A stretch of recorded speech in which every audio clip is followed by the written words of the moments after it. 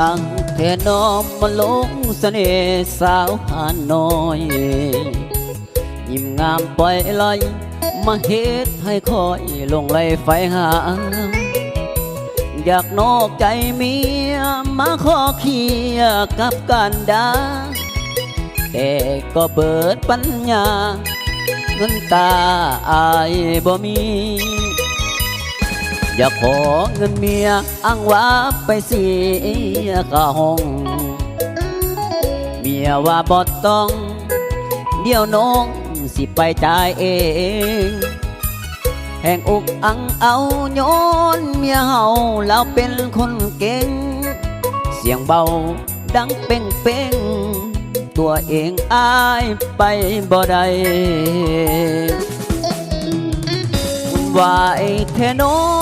ความรอกับพ่อกระถึงกันเว้าเรื่องเงินไอ้นั้นสัมผัสบ่มีสาวไหลสาวอ้อยรอคอยอายก่อนเด้อคนดีได้เงินเดือนสุดนี้สิพาคนดีไปขึ้นสวรรค์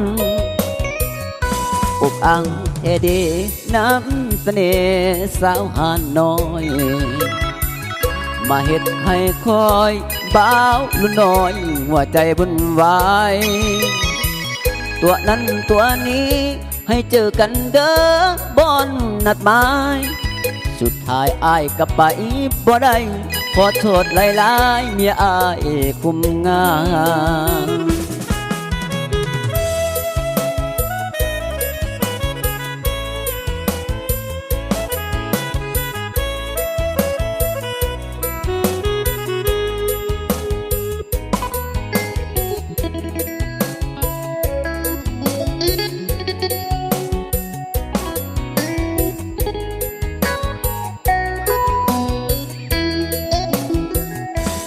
วายแท่นอ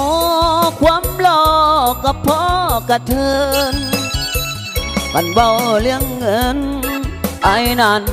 สัมผัสบ่มีสาวไหลสาวอ้อยรอคอยอายก่อนเด้อคนดีได้เงินเดือนสุดนี้สิพาคนดีไปขึ้นสวรรค์อุกอังเทเดน้ำเสน่ห์สาวหาน้อยมาเฮ็ดให้คอยบ่าวลุ่นน้อยหัวใจวุ่นวายตัวนั้นตัวนี้ให้เจอกันเด้อบอนนัดหมายสุดท้ายอายกลับไปบ่ได้